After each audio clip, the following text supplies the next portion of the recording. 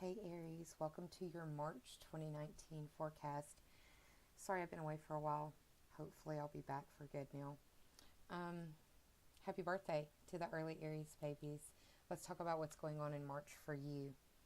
Starting out the month, we have Venus moving into Aquarius. This is your 11th house, traditionally ruled by Aquarius. This is the house of your social networking. This can be online or face to face, dealing with your teams, groups, memberships, and associations that you belong to. On the 5th of March, we have Mercury going retrograde at 29 degrees of Pisces in your 12th house. 12th house ruled by Pisces.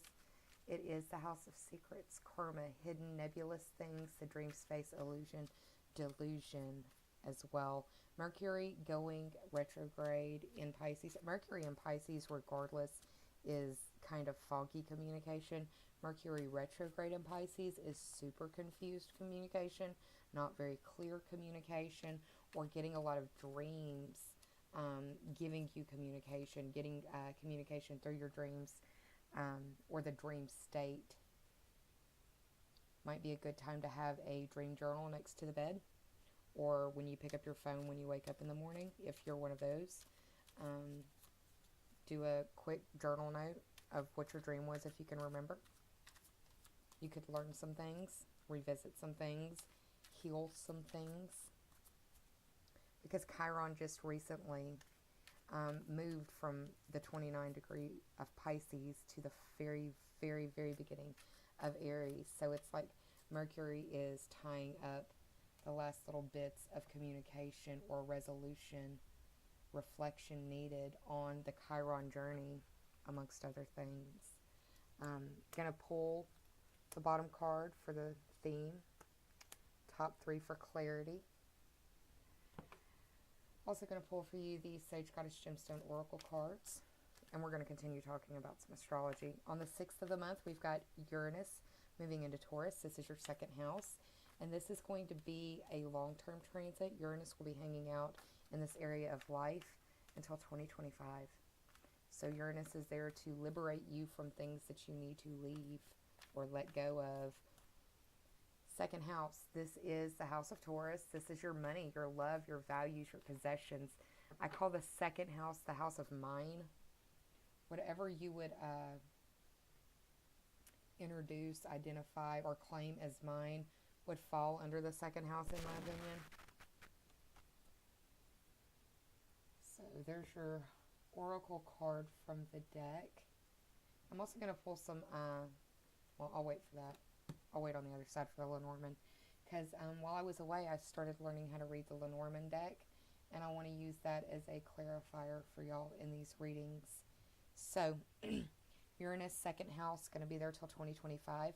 For some of you Aries, it may be a good time for you to decide to branch out on the internet as a means of making money in one way or another, doing it electronically, or figuring out an inventive way on how to bring more resources your way. You're going to have a long time to play with this, so make good use of it. On the same day, we have a new moon at 15 degrees of Pisces in your 12th house. This new moon is at the very middle of Pisces. We have 0 to 30 degrees of each sign, and each of the new moons have kind of been falling at 15 degrees, like the midway point, for the past couple of months now. This again is in your 12th house, and this is secrets, karma, nebulous things, hidden dream space, illusion, delusion. It's also can be addiction.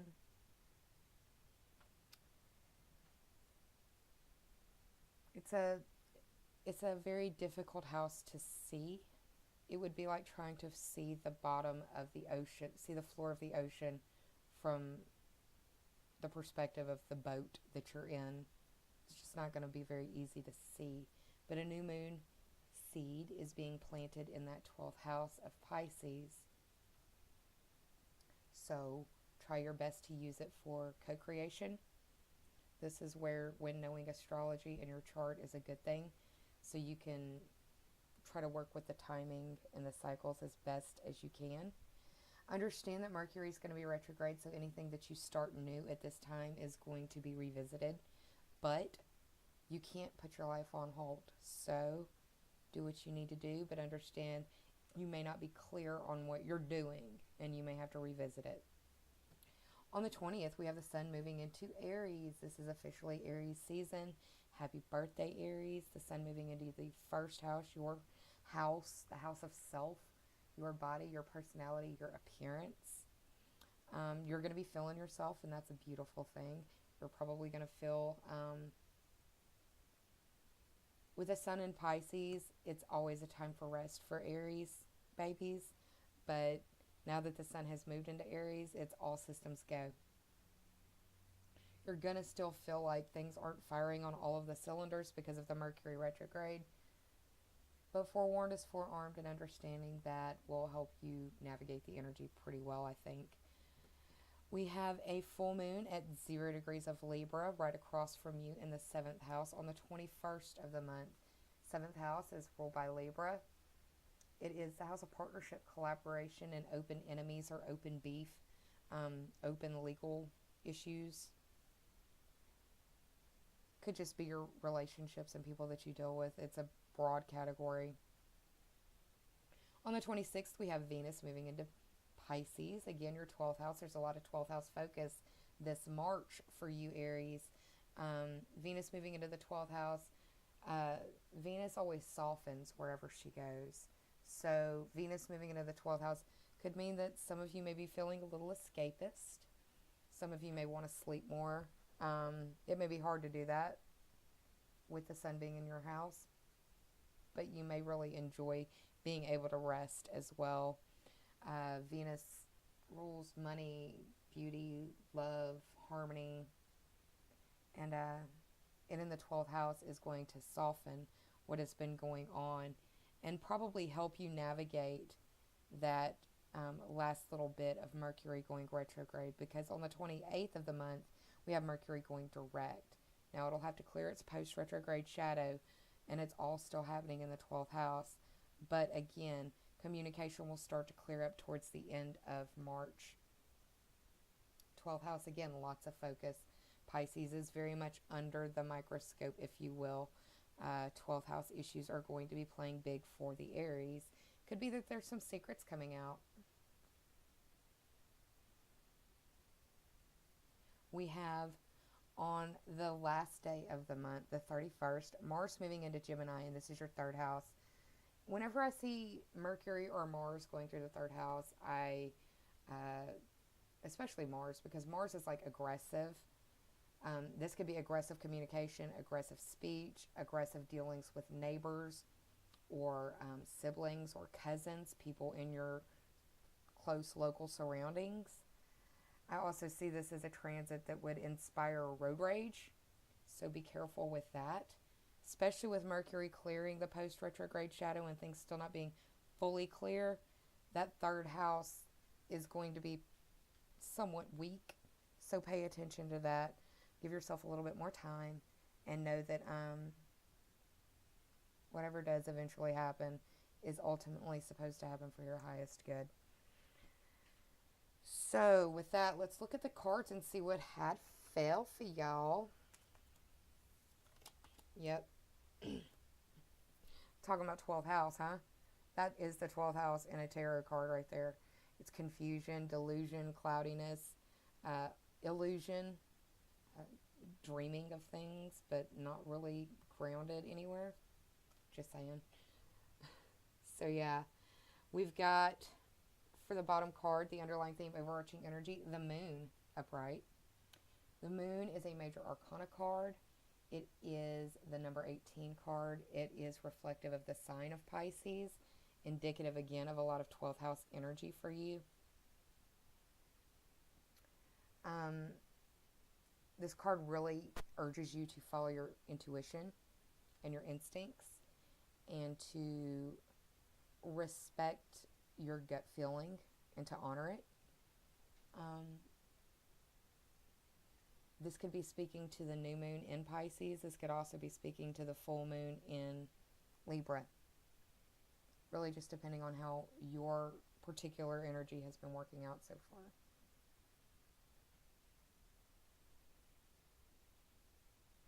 The moon card is the 18th card of the major arcana. 1 plus 8 is 9, and that speaks to the ninth house. Right now you've got Jupiter in the ninth house, and that's the house of Sagittarius. Ninth house deals with long distance trips, higher education, foreigners. This can be foreign people, foreign places, foreign things, foreign languages, foreign ideas. This is big, higher minded ideas as well. This is the study of legal system matters, philosophy, metaphysics, religion, philosophy.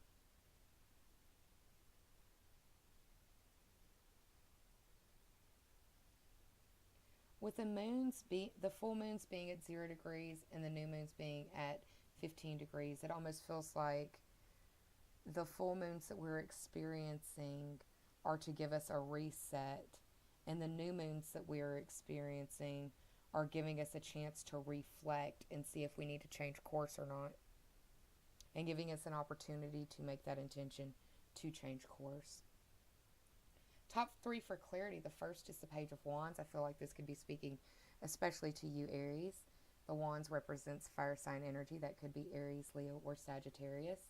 This page is a messenger or a message. This guy is known for being very creative. He's enthusiastic, and he's out to discover things. I also see the Page of Wands, especially with the way that the wands look, as phallic symbols. For some of you, there may be some secret romance going on. It could be you, it could be somebody that you're close to, or somebody's going to come out and reveal their feelings for you. Or maybe they did this February after Valentine's Day. But this guy, he's eager. He wants to learn. He's a voracious learner. He may not get it right all the time, but he's given it everything he's got. Second card in the top 3 for clarity is the number 20 card from the major arcana, Judgment.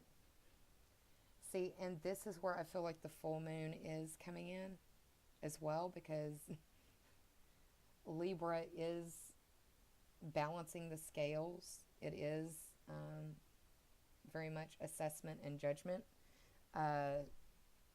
Sometimes it's hard, or it's difficult to get to that judgment. You could be making a decision, or somebody could be making a decision about you. This Judgment card is also associated with the planet Pluto, which is in your 10th house, and that's the house of Capricorn. It's the house that I contribute or attribute to all the world is a stage, that quote by William Shakespeare. This is the stage that the world approaches you on.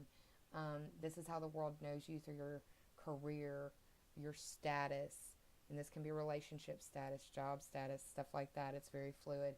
It can be authority figures. It can be dealing with authority figures in their field, or the authorities. And it's also a card of destiny. This card also speaks to me a theme of rebirth. It's an evaluation. It's a summing up. It's a chance for rebirth.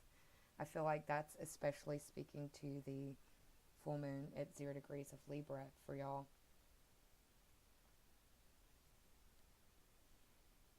And finally, another card that's kind of pointing to that is this card, the Seven of Cups. The 7 speaks to that full moon in the 7th house.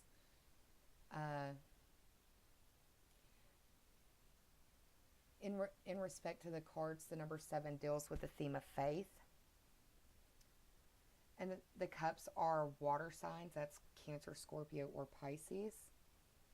And it could be that you're dealing with someone who has some strong like Scorpio energy, and I say that because of the Judgment card being tied to Pluto. That's the planetary ruler of Scorpio. But these cups, pardon me, 7 of Cups deals with fantasy, illusion, imagination, lots of promises, but nothing is grounded. It's like big dreams, lots of hot air, but none of it has come to fruition yet.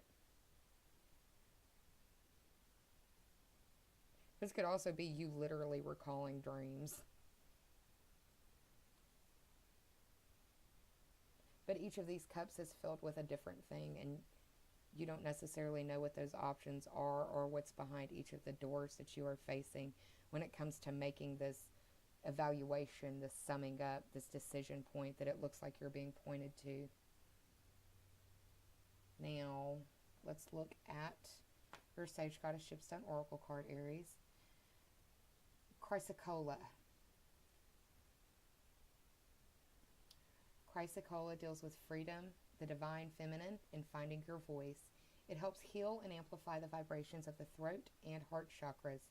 Chrysocolla is a sacred feminine stone that summons ancient intelligence and invokes your inner strength. You've pulled this card because you need courage to communicate your thoughts and wisdom with enthusiasm and force of spirit. Meditate with Chrysocolla to find freedom, channel universal wisdom, and to live in alignment with your highest good. And doesn't this also look like kind of presenting your case for the evaluation and summing up, and then it's like decision time has to be made, and you still don't know what decision you want to make, and it's like, if you haven't figured it out by the full moon will figure it out for you.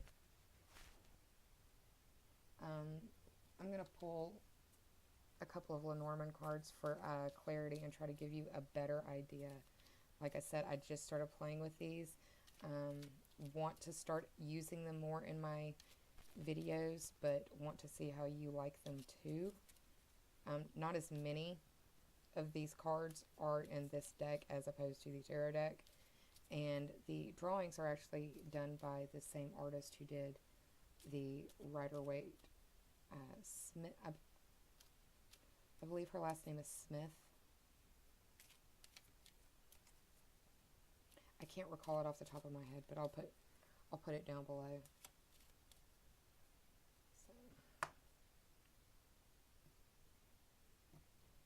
So let's see.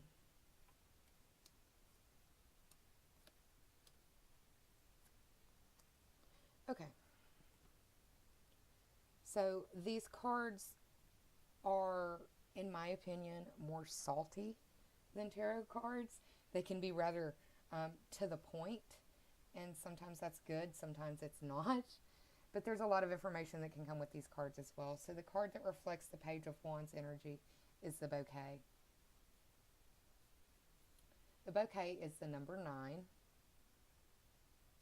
card. The number 9 deals with Sagittarius. That's where Jupiter is right now. The Bouquet deals with appreciation and surprises. And it's coming in on a cloud too, interesting enough. Clouds are a theme in this little reading for y'all. You've got the clouds in Judgment, the clouds in the Seven of Cups, and now in the Bouquet. Also, down here, you can see that it says Queen of Spades. The spades deal with the sword suit in the traditional tarot. So this would also be looked at like from the lens of the Queen of Swords. And she is an influential, quick thinking, perceptive air sign. That can be a Libra, that can be a Gemini, that can be an Aquarius. You are having a full moon in Libra. So it may be that there's some recognition or appreciation coming your way around the full moon. Either you're giving it or you're receiving it. That's how this stuff goes. The second card is the Stork. And this is attributed to the Queen of Hearts is Cups. So Queen of Cups is the water signs. That's Cancer, Scorpio, Pisces. Influential individual or energy again. Calm, intuitive, compassionate. The Stork is the number 17 card. 1 plus 7 is 8. That's the House of Scorpio. I mentioned it could deal with a Scorpio earlier. See how this stuff is kind of funneling or cycling around. The Stork deals with pregnancy, possibly. It deals with change. It deals with migration or movement. And we've got this Page of Wands speaking to the movement again. The third card reflecting the Seven of Cups is the Bear. This bear is reflective of the Ten of Clubs. The Ten of Clubs speaks to the Ten of Wands. Wands is fire sign, Aries, Leo, Sagittarius. The number 10 deals with completion. It's like burden and responsibility, but the Bear card in itself deals with authority figures and like your lifestyle and doing work. Where do you need to do work? What kind of work are you wanting to do? Again, I mentioned earlier about that Uranus moving into Taurus thing, how you've got, and I'm saying that right as I'm holding this card, it looks like the glyph for Uranus.